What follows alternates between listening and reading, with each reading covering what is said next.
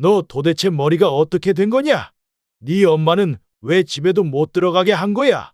그리고 지금 네 엄마 병원에 누워 있다. 빗길에서 넘어져서 발도 다치고 다리도 부러졌다고. 아빠, 무슨 말씀이세요? 무슨 일이에요? 너 지금 뭐 하는 거야? 부모를 이따위로 대하는 게 맞는 거야. 아버지, 그게 사실 장인 장모님이 갑자기 오셔서 엄마랑 같이 있으면 좀 불편할까봐 밖에서 잠깐 기다려 달라고 한 거예요. 그러려고 했는데. 네 장인 장모는 괜찮고 네 엄마는 왜 밖에서 기다리라고 했어? 비 오는 날에 말이야. 아빠, 죄송해요. 그냥 상황이 좀 어머니 많이 다치셨어요? 사실 와이프랑 지금 영화관에 와 있거든요. 예전부터 잡힌 약속이라서 영화 끝나면 바로 갈게요. 뭐? 영화 보겠다고? 너는 부모가 다치든 말든 상관없다는 거냐? 좋아, 내가 어떻게 하는지 두고 봐라. 결혼할 때 줬던 그 집 팔아버릴 거다. 너희 같은 배은망덕한 놈들한텐 필요 없어. 안녕하세요. 저는 경기도 안양에 살고 있는 김철용입니다. 아들이 결혼하면서 겪었던 일들 중 하나가 아직도 제 마음을 무겁게 하고 있습니다. 부모로서 해줄 수 있는 건 다 해주고 싶었지만 아들이 당연하게 여기더군요. 여러분도 자식을 키우며 느꼈던 서운함이 있으셨다면 댓글로 나눠주시면 좋겠습니다. 구독과도 부탁드립니다. 저와 아들은 어린 시절부터 힘든 삶을 살았습니다. 아내는 아들이 태어난 지 얼마 되지 않아 병으로 세상을 떠났고 저는 젊은 나이에 홀로 남았습니다. 다행히 어머니께서 아들을 키워주셨습니다. 어머니는 아들을 학교에 직접 데려다 주셨고 학교가 끝나면 늘 손수 밥을 차려주셨습니다. 아들은 할머니를 엄마처럼 따랐습니다.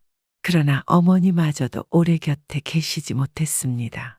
아들이 국민학교를 졸업할 무렵 어머니께서는 갑작스럽게 세상을 떠나셨습니다. 아들이 가장 의지하던 할머니를 잃은 건 그에게 큰 상처였습니다. 어머니의 죽음은 우리 집에 깊은 어둠을 드리웠습니다. 어머니가 떠난 뒤 아들의 태도는 눈에 띄게 변했습니다. 늘 밝던 아들은 어두워졌고 저를 대하는 태도도 차가워졌습니다.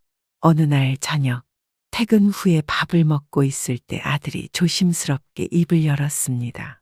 아빠, 저 이번에 새 운동화 하나만 사주세요. 운동화. 저번에 산지 얼마나 됐다고. 그때 산 건 벌써 낡았잖아요. 친구들은 다 새 운동화 신고 다닌다고요. 아빠가 하나만 더 사주시면 되잖아요. 준우야, 이번 달에 이것저것 필요한 것도 많았고 내 학비도 준비해야 해서 말이야. 운동화는 좀 더 신다가 나중에 사면 안 되겠니? 그러자 아들의 표정이 급격히 어두워지더니 밥을 먹던 젓가락을 탁 내려놓으며 불만을 토로했습니다. 아빠는 맨날 돈 타령이야. 운동화 하나 사는 게 그렇게 어려운 일이에요? 다른 애들 부모들은 다 잘해주는데 왜 아빠는 이런 것조차 아까워해? 부모가 자식한테 해주는 건 당연한 거 아니에요? 왜 아빠는 뭐 하나 해주는 걸 아깝게 생각해요? 당연한 게 어디 있어. 너 그게 어디서 배워먹은 버르장머리냐? 아빠가 그렇게 아깝다면 됐어요. 아들은 저와 더 이상 말 한마디 섞지 않고 방으로 들어가 문을 닫아버렸습니다. 아내 없이 키우느라 준우가 안쓰러워서 제가 오냐 키웠던 게 잘못이겠죠. 저는 한숨을 쉬며 속으로 되뇌었습니다. 그날 이후 아들은 저와 말조차 제대로 섞지 않았습니다. 학교에서도 문제를 일으키고 집에 돌아오면 방에 틀어박혀 나오지 않았습니다. 그러던 어느 날 아들이 큰 사고를 당했다는 소식을 들었을 때 저는 완전히 무너졌습니다. 병원으로 달려갔을 때 아들은 의식을 잃고 침대에 누워 있었습니다. 의사는 차가운 목소리로 말했습니다. 회복할 가능성은 희박합니다. 기적이 필요할 겁니다. 그 말을 듣는 순간 저는 하늘을 원망했습니다. 왜 우리 준우가 이런 일을 당해야 하는가? 며칠 동안 병원에서 기다렸지만 아들은 깨어나지 않았습니다. 저는 매일 병실에 앉아 아들의 손을 붙잡고 간절히 기도했습니다. 어머니, 제가 잘못했습니다. 그러니까 제발 이 아이만은 살려주세요. 준우는 어머니가 누구보다 아끼셨던 아이잖아요. 어머니 하늘에서 준우를 도와주세요. 그리고 기적이 일어났습니다. 어느 날 아들이 눈을 떴습니다. 아빠, 아들이 저를 부를 때 저는 그 자리에 주저앉고 말았습니다. 감사합니다, 어머니. 준우를 보살펴 주셔서 정말 감사합니다. 저는 아들의 손을 꼭 붙잡고 눈물을 흘렸습니다. 그 일이 있고 난 후 저는 더 이상 이 아이를 혼자 두지 않기로 결심했습니다. 그리고 새엄마를 집으로 들여오기로 했습니다. 아들이 처음 새엄마를 만났을 때 사실 저는 조금 걱정스러웠습니다. 하지만 예상 밖으로 아들은 새엄마를 잘 따랐습니다. 그리고 몇 주가 지나자 아들은 새엄마와 조금씩 가까워졌습니다. 그 모습을 보며 저는 마음이 놓였습니다. 이제야 이 아이가 다시 안정되겠구나라는 생각이 들었습니다. 그렇게 우리 집안은 다시 평온을 되찾았습니다. 아들은 새엄마를 점점 더 따르게 되었고 학교도 잘 마쳤습니다. 시간은 눈 깜짝할 사이에 흘러버렸고 어느새 아들은 성인이 되었습니다. 아들이 곧잘 알아서 직장을 얻어 일하는 걸 보며 저는 모든 것이 잘 풀리고 있다고 생각했죠. 그러나 이 평화가 얼마나 오래 갈지는 저도 알지 못했습니다. 앞으로 다가올 갈등은 아직 우리 앞에 도사리고 있었습니다. 아들이 성인이 되어 사업을 시작하고 나름대로 자리를 잡았을 때쯤이었습니다. 어느 날 아들이 제게 와서 말했습니다. 아버지, 어머니, 저 결혼하려고 해요. 저는 깜짝 놀랐습니다. 결혼? 갑자기 무슨 결혼이니? 어떤 아가씨니? 거래처 회사에서 일하는 분인데 같이 일하다가 마음이 맞아서요. 오래 사귄 건 아니지만 이제는 결혼할 때가 된 것 같아서요. 저는 잠시 생각에 잠겼습니다. 아들이 사랑을 찾아 결혼하려는 건 기쁜 일이었지만 마음속에선 조심스러운 생각이 들었습니다. 너무 빠르다는 느낌이 강하게 왔기 때문입니다. 얼마나 만났냐? 결혼은 쉬운 결정이 아니야.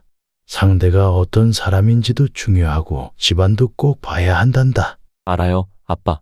저도 많이 고민했어요. 그런데 이 사람은 저랑 잘 맞고 저를 이해해줘요. 서로 진심으로 사랑하고 있어요. 저도 적은 나이가 아니니까 좋은 시기에 결혼하고 싶어요. 저는 한숨을 내쉬며 말했습니다. 그래, 내가 결혼하고 싶다면 아빠는 반대하진 않겠다. 하지만 서로의 가정 환경도 다르고 결혼하면 모든 게 달라진다는 걸 명심해야 한다. 언제 한번 소개시켜 주렴. 결국 저는 아들의 결정을 받아들였습니다. 아들이 예비 며느리를 처음 제게 소개할 때의 모습이 생생합니다.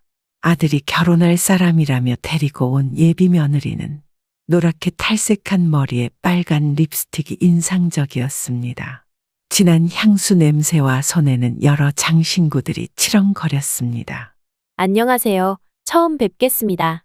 그래, 반갑구나. 이리 와서 앉아라.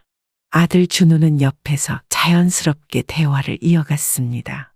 아버지, 혜진이가 정말 열심히 사는 사람이에요. 네일아트 샵을 운영하고 있거든요. 네일아트라 요즘 그런 일이 인기가 많다고들 하더구나. 가게는 어딨니? 네, 요즘엔 많은 분들이 네일아트를 찾으셔서 이름 많아요. 가게는 강남 쪽에 있어요. 그래도 어린 나이에 자기 사업을 하다니 대단하구나. 식사를 하던 중 아내가 물었습니다. 그럼 부모님은 어떤 일 하시니? 부모님은 역 근처에서 포장마차를 운영하세요. 오래 하셨죠? 제가 어릴 때부터 하시던 일이라 지금도 계속 그 일을 하시고 계세요. 포장마차라 밤늦게까지 힘든 일이지. 그만큼 성실하게 사셨다는 거겠지. 저도 가끔 가게에 가서 도와드려요. 손님들이 많을 때는 제가 음식을 준비하거나 설거지를 하기도 하고요. 혜진이가 부모님 도와드리면서도 자기 일도 열심히 하고 배울 게 많아요. 아, 저희 부모님도 사위 잘 얻었다면서 좋아하셔요. 준우가 정말 든든하다고 늘 말씀하세요. 그러면서 살짝 아들의 어깨에 손을 얹으며 환하게 웃어 보였습니다. 저는 문득 혜진이의 손목에 시선이 머물렀습니다. 긴팔을 입고 있던 예비 며느리의 소매 사이로 큰 나비 문양과 알 수 없는 영어들이 살짝 보였습니다. 그 문신이 제 눈에 띄었을 때 잠시 말을 잊었습니다. 손목에 새겨진 그 문신은 예상 밖이었고 저는 순간 당황했습니다. 제 시선을 느낀 혜진이는 급히 손목을 식탁 아래로 숨겼습니다. 아내도 저와 동시에 그 장면을 눈치챈 듯 놀란 눈빛으로 저를 쳐다보았습니다. 혜진아, 그 손목에 있는 건 뭐니? 아내가 조금 당황한 목소리로 물었습니다. 아, 그거요. 어렸을 때 친구들이랑 멋모르고 했던 문신이에요. 그때는 별 생각 없이 그냥 재미로 했던 건데, 시간이 지나니까 좀 후회되더라고요.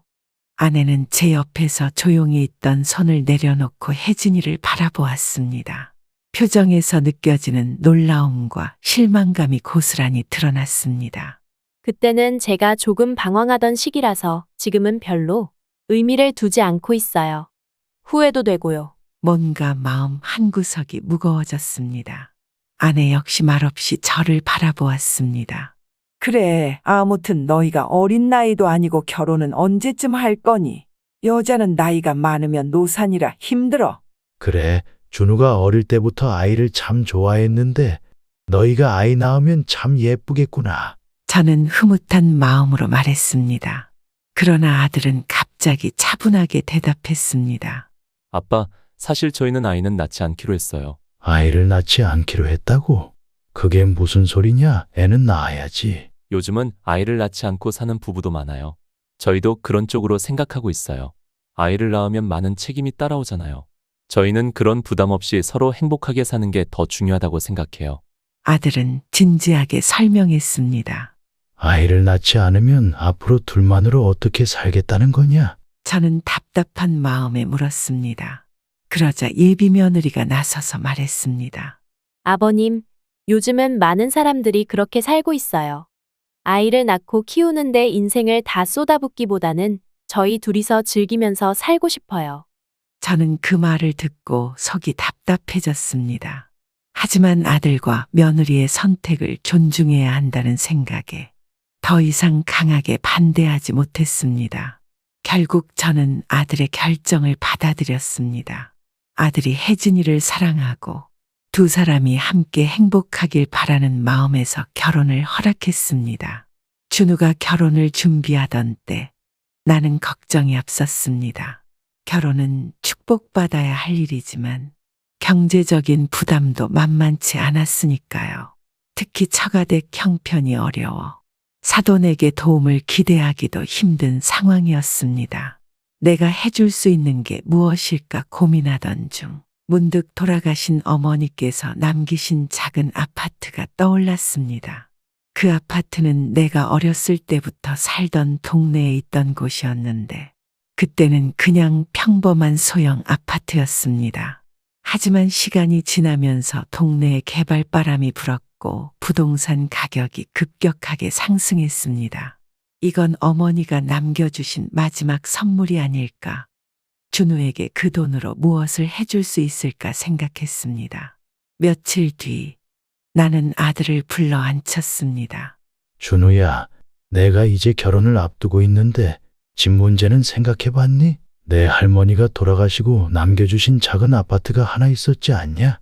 그 집 말이다. 얼마 전에 부동산에 확인해보니까 그 아파트 값이 꽤 많이 올랐더구나. 그 아파트요? 저한테 주실 거예요? 사실 요즘 서울에서 집 구하기가 너무 힘들거든요. 이걸로 해결될 수 있다면 다행이죠. 준우야, 그 아파트는 내 할머니가 남긴 소중한 유산이야. 내가 잘 살길 바라는 마음으로 결심한 거니까 소중히 생각해야 한다. 네, 알아요. 어차피 아빠도 나중에 저한테 물려줄 거였잖아요. 그렇다고 해서 내가 부모로부터 받은 걸 당연히 여기는 건 아니야. 더 이상은 없다고 생각해라. 마지막이라니요? 아버지가 그렇게 말씀하시니까 제가 무슨 큰 부탁이라도 한 것처럼 들리잖아요. 부모로부터 받는 게 당연하다고 생각하지 말라는 얘기야. 내가 이제 가정을 꾸리게 됐으면 스스로 서야 하는 거다. 부모에게 계속 기대지 말고 말이다. 요즘 세상에 어떻게 혼자 힘으로 다 해요? 아무튼 아버지 감사합니다. 그러니까 너무 걱정 마세요. 그래, 내가 알아서 잘 살길 바란다. 하지만 기억해라. 부모로부터 받은 걸 소중히 여기는 마음이 없다면 분명히 후회할 일이 생길 거야. 그렇게 저는 아파트를 정리하고 그 돈으로 아들에게 서울의 작은 아파트 하나를 사줬습니다. 결혼식은 무사히 치러졌고 저는 두 사람이 행복하게 살기를 바랐습니다. 하지만 시간이 지나면서 예상치 못한 문제가 발생하기 시작했습니다. 결혼 후 몇 달이 지나자 아들은 점점 우리 집의 발길을 끊기 시작했습니다. 처음엔 일이 많아서 그런가 싶었습니다. 그러나 작년부터 명절에도 찾아오지 않고 핑계를 대기 시작했습니다. 아빠, 이번 명절엔 못 내려갈 것 같아요. 다음번엔 꼭 찾아뵐게요. 아들은 전화를 통해 간단하게 말하고 넘어갔습니다. 시간이 지나면서 아들은 우리와 점점 더 거리를 두었습니다. 명절이면 항상 사돈댁을 먼저 찾았고 우리 집은 뒷전이 되었습니다. 저는 점점 더 서운해졌지만 아내는 아들을 이해하려고 했습니다. 준우도 이제 결혼했으니 자기가 알아서 하겠지. 우리도 너무 서운해하면 안 돼요. 아내는 늘 이렇게 말했습니다. 하지만 어느 날 저는 더 이상 참을 수 없었습니다. 이번 명절에는 볼 수 있겠지 하는 마음으로 아들에게 전화를 걸었습니다. 준우야, 이번 추석에는 언제 내려올 거니? 아들은 잠시 침묵하다가 조심스럽게 대답했습니다. 아빠, 이번에도 못 갈 것 같아요. 또 무슨 일이니? 지난번엔 감기 몸살이라더니 이번엔 왜 안 오겠다는 거냐? 그게 혜진이가 발목을 다쳤어요. 병원에서도 당분간은 집에서 푹 쉬라고 했거든요. 발목을 다쳤다고? 언제 다쳤는데? 지난주에 계단에서 접질렀어요. 아빠, 혜진이가 통증도 심하고 병원에서 이동하지 말라고 해서요. 저희도 마음은 내려가고 싶은데 이번엔 좀 힘들 것 같아요. 너희는 왜 명절마다 무슨 일이 계속 터지니? 그럼 너 혼자라도 내려와야 하는 거 아니니? 저는 화가 치밀었습니다.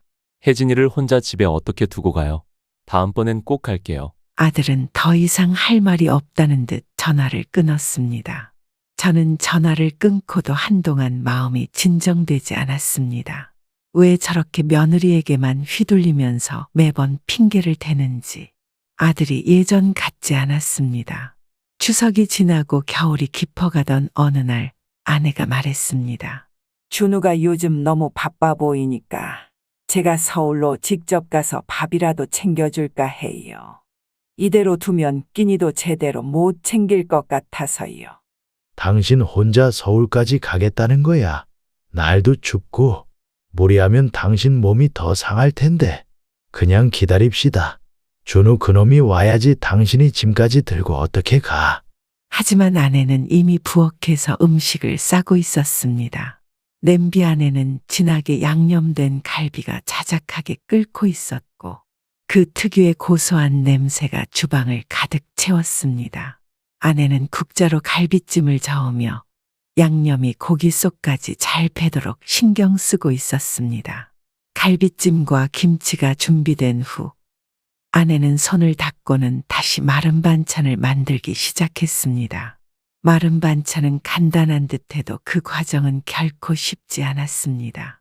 작은 멸치들을 볶아가며 깨를 뿌리고 약간의 간장으로 맛을 낸 멸치볶음은 아들의 건강을 걱정하는 아내의 마음을 그대로 담은 음식이었습니다. 준우가 저번에도 끼니를 대충 때운다던데 얼마나 걱정되는 일인지 아세요? 서울에 가서 밥이라도 제대로 해줘야죠. 그 아이도 이제 어른이야. 결혼도 했고 자기가 알아서 할 거라고요. 당신까지 무리할 필요 없어요. 준우는 몸만 컸지 혼자선 아무것도 제대로 못해요. 혜진이도 요즘 몸이 안 좋다는데 누가 그 애 챙겨주겠어요? 아내는 음식을 하나하나 깔끔하게 통에 나눠 담았습니다. 그녀는 각 반찬통 위에 뚜껑을 덮고 빈틈없이 포장하며 마무리를 했습니다. 모든 음식이 깔끔하게 포장된 후 작은 보자기에 차곡차곡 쌓여갔습니다. 아니, 이걸 다 들고 가겠다는 거야. 당신 허리도 안 좋은데 그 먼 길을 혼자서 어떻게 가려고 그래요? 버스 안 타본 것도 아니고 괜찮을 거예요. 나중에 힘들면 제가 연락할 테니까 너무 걱정하지 마세요. 아내의 고집스러운 표정을 보니 말린다고 안 갈 것도 아니었습니다. 저는 할 말을 잃고 그저 가만히 바라볼 수밖에 없었습니다. 도착하면 꼭 전화해. 서울 가는 길도 춥고 복잡하니까 중간중간 연락이라도 해. 걱정 말고 당신은 집에서 기다려요. 나중에 도착하면 바로 연락할게요. 아내는 짧게 인사하고 문을 나섰습니다. 저는 차가운 바람을 맞으며 서 있는 아내의 뒷모습을 보며 뭔가 잘못된 예감이 들었지만 말릴 수 없었습니다. 아무 일 없이 다녀오길 바라며 저는 그저 기다릴 수밖에 없었습니다. 저는 아내가 도착하면 연락을 주겠지 하고 기다렸습니다. 하지만 시간이 흘러도 아내와 아들 두 사람 모두에게서 연락이 없었습니다.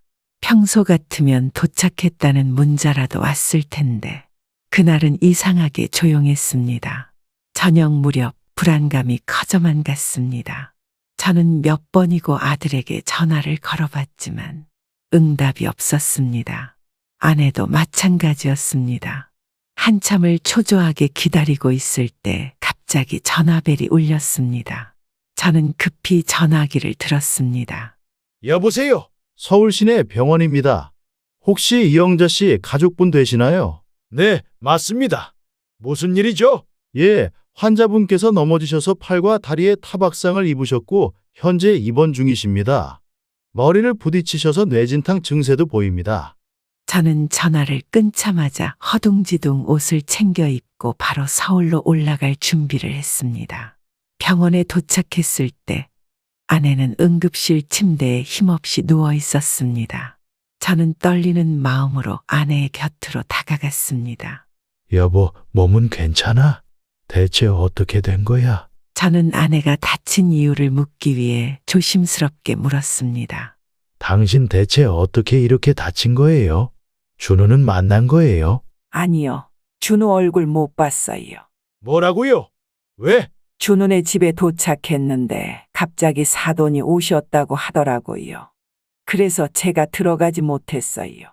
며느리가 저보고 들어오지 말고 밖에서 잠깐 기다려 달라더라고요. 뭐라고요? 사돈이 왔다고? 그럼 당신은 어디서 기다렸다는 거예요? 처음엔 카페에서 기다리려고 했어요. 그런데 길도 잘 모르겠고 카페에 들어갔더니 제가 가져간 반찬 냄새가 나서 사람들이 다 쳐다보는 것 같더라고요. 그래서 그냥 카페에 있지 못하고 준우네 집 앞에 음식을 놔두고 돌아가려다가 그때 빗길에서 미끄러졌어요. 팔과 다리를 짚으면서 넘어졌는데 너무 아파서 일어나지도 못했어요. 저는 그 이야기를 들으면서 더 이상 참을 수 없었습니다. 아내는 준우를 만나지도 못하고 사돈 때문에 집에도 들어가지 못한 제 음식을 그냥 놔두고 돌아오다가 사고를 당했다는 사실에 머리가 뜨거워졌습니다. 분노가 치밀어 올랐습니다. 이게 도대체 무슨 경우야? 그놈이 사돈 온다고 지 엄마를 밖에서 기다리게 해? 아내는 저를 말리려 했지만 저는 이미 전화기를 꺼내 들었습니다. 아들에게 전화를 걸며 분노로 가득 찬 목소리로 말했습니다. 너 도대체 머리가 어떻게 된 거냐? 네 엄마는 왜 집에도 못 들어가게 한 거야? 그리고 엄마가 지금 병원에 누워 있다는 걸 알아? 빗길에서 넘어져서 발도 다치고 다리도 부러졌다고? 아들은 당황한 목소리로 대답했습니다. 아빠, 무슨 말씀이세요? 무슨 일이에요? 너 지금 뭐 하는 거야? 부모를 이따위로 대하는 게 맞는 거야. 아빠, 그게 사실 장인 장모님이 갑자기 오셔서 엄마랑 같이 있으면 좀 불편할까봐 잠깐만 기다려 달라고 한 거예요. 그러려고 했는데 전화도 안 받고 카페가 봐도 없으시길래 바로 내려가신 줄 알았어요. 네 엄마가 너 같은 놈도 아들이라고 어제부터 음식해서 갔는데 그렇게 내쫓듯이 문 앞에 세워두고 내가 할 말이 그거냐?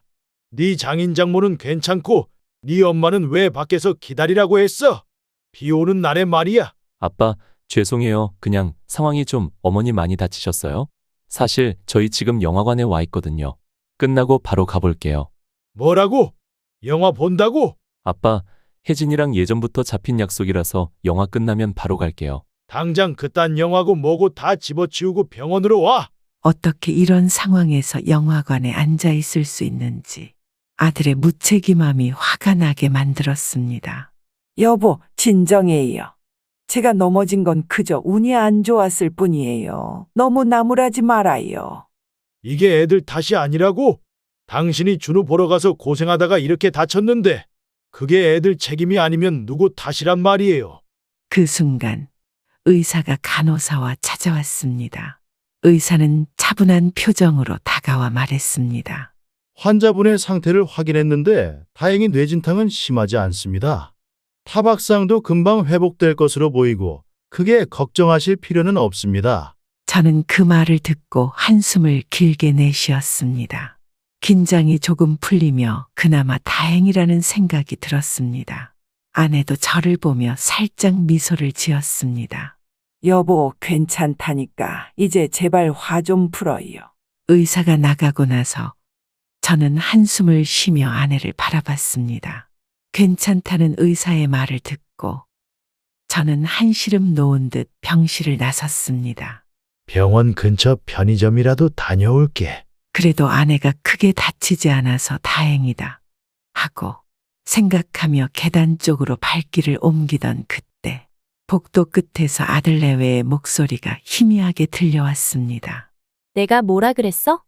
그냥 영화 끝나고 가자니까. 그래도 엄마가 다치셨다잖아. 가서 봐야지. 솔직히 자기 어머님 친엄마도 아닌데 뭐 이렇게 신경 써? 길 가다 그냥 넘어진 거 가지고 뭘 이렇게 심각하게 받아들이시는 건지. 누가 보면 초상이라도 난 줄 알겠어. 유난이야, 유난. 누가 보면 엄청 큰 사고라도 난 줄 알겠어. 엄마도 그렇고 아버지도 너무 예민해. 그리고 반찬들 진짜 왜 자꾸 보내는 거야? 먹지도 않는데 맨날 잔뜩 싸우잖아. 젓갈이랑 김치 냄새 때문에 냉장고 열기도 싫어. 냉장고에 자리만 차지하고. 다 버리라니까. 반찬 하지 말래도 그러네. 미안해. 이제 그냥 보내지 말라고 딱 말해야겠다. 뭐하러 자꾸 주냐고. 어차피 싹 다 버리는데 그냥 부모님이 할 일 없어서 그러는 거 아니야? 진짜 번거로워 죽겠네. 친엄마도 아니면서 가끔씩 저렇게 선 넘을 때가 있다니까. 먹을 사람도 없고 냉장고만 차지하니까 보내지 말라고 딱 말해. 쓸데없이 냉장고에 자리만 차지하네. 근데 또 그 얘기 꺼내면 괜히 기분 상해할 거 아니야? 나도 중간에서 죽겠다 정말. 그 순간 내 손은 떨리기 시작했습니다. 저놈들이 대체 무슨 생각으로 이런 말을 하는 건가? 내가 집까지 사주고 그렇게 애써줬는데 부모를 대하는 게 이따위란 말인가? 나는 천천히 복도를 따라 다가가다가 그들 눈앞에 나타났습니다. 너 이 자식 어디서 배워먹은 말버릇이야? 지금 뭐라고 했냐? 친엄마도 아닌데 뭐 그렇게 신경 쓰냐고? 내가 사람이냐? 아들과 며느리는 갑작스레 놀란 얼굴로 나를 쳐다봤습니다. 며느리의 표정은 굳어 있었고 아들은 당황해서 입을 다물지 못했습니다. 지금 내 엄마가 다쳐서 병원에 누워 있는데 너희가 이딴 소리를 해대는 게 사람으로서 할 짓이냐? 내가 집까지 사주고 그동안 너희가 잘 살길 바랐는데 내가 부모를 이렇게 무시하는 후레 자식이었어. 아버지, 그게 아니고 솔직히 말해서 좀 피곤해요. 엄마한테 신경 쓸 만큼 우리도 여유가 없다고요. 일하랴, 집안일 챙기랴. 아버님, 저희도 바빠서 그런 거예요. 오해하지 마세요. 그냥 저희끼리 한 말이니까요. 왜? 내 엄마가 너희 챙기겠다고 힘들게 만든 음식을 다 버리라고 하는 게 오해야. 너희가 그렇게 부모를 무시하고 하찮게 여길 줄은 몰랐다. 좋아, 내가 계속 그렇게 살고 싶다면 계속 그렇게 살아라. 이제 더 이상 부모에게 기대할 생각도 하지 마라. 아들은 그제서야 뭔가 심각해졌다는 걸 느낀 듯 다급하게 말했습니다. 아빠, 그 말은 좀 과장한 거였어요.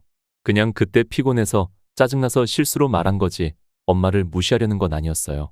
웃기는 개소리 하지 마라. 너희 이제 부모에게 기대할 생각 말아라. 더 이상 너희한테 줄 것도 줄 마음도 없어. 두고 봐라. 너희가 이제 어떻게 되는지. 아들은 더 이상 아무 말도 하지 못했습니다. 며느리도 잠시 당황한 표정을 지었지만 여전히 반성하는 기미는 없었습니다. 저는 그들을 한 번 더 노려본 후 등을 돌렸습니다.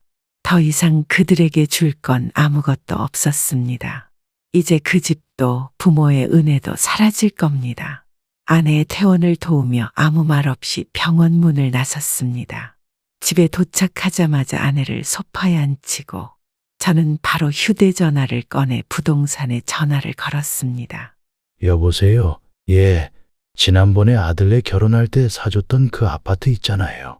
그거 매물로 내주세요. 가능한 한 빨리 금매로요. 여보, 정말 그 아파트를 팔 거예요. 저는 잠시 한숨을 쉬고 고개를 끄덕였습니다. 응, 이제 더 이상 저 녀석들한테 줄 건 없어.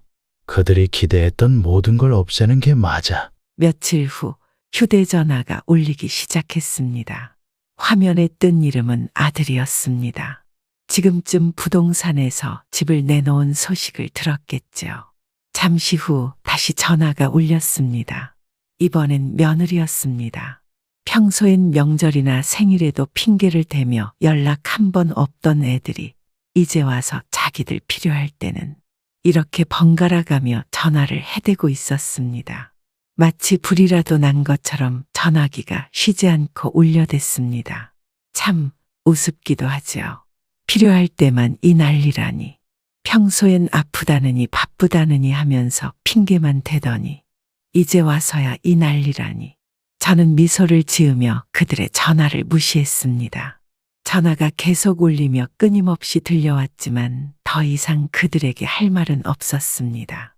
주말 아침 아내와 함께 조용히 식사를 하고 있을 때였습니다. 아침 공기가 차분하고 평화로웠습니다. 그런데 그 순간 현관 벨이 요란하게 울리기 시작했습니다.